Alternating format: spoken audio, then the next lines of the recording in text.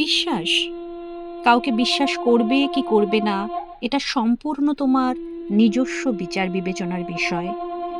এই সিদ্ধান্তে অন্যের উপদেশ বা বিচারের উপর অন্ধভাবে নির্ভর করা উচিত নয়। কারণ তুমি যদি কাউকে বিশ্বাস করো অথবা বিশ্বাস না করো, তার ফলাফল, তার প্রতিফলন একান্তই তোমার নিজের দায়িত্ব।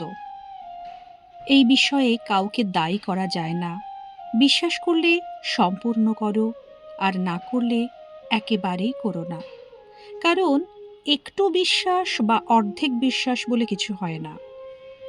মহাভারতের যুদ্ধে যখন কৌরব ও পাণ্ডব পক্ষের লড়াই বহুদিন পেরিয়ে গেল, কিন্তু যুদ্ধের পরিণামে কৌরবদের বিশেষ অগ্রগতি দেখা গেল না।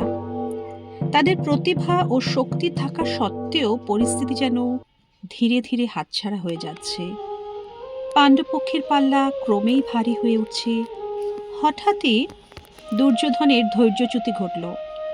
দুঃখ ও বিরক্তি নিয়ে তিনি গেলেন ভীষ্ম পিতামহের কাছে। পিতামহ, ক্ষমা করবেন, কিন্তু আমার মনে হচ্ছে আপনি সম্পূর্ণ মন দিয়ে যুদ্ধ করছেন না। আপনি চাইলে একদিনে এই যুদ্ধ শেষ করতে পারেন।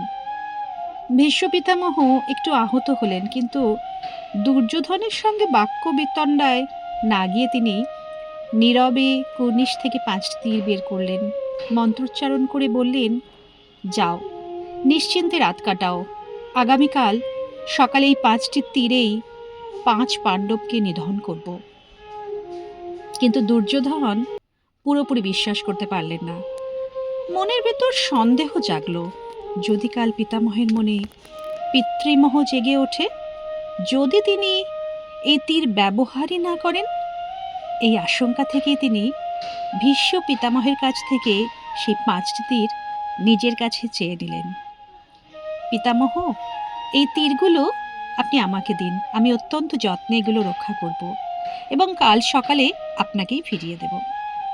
ভীষ্ম পিতামহ শুধু বললেন, যা তোমার ইচ্ছা, এবং তীর 5টি দুর্যোধনের হাতে তুলে দিলেন।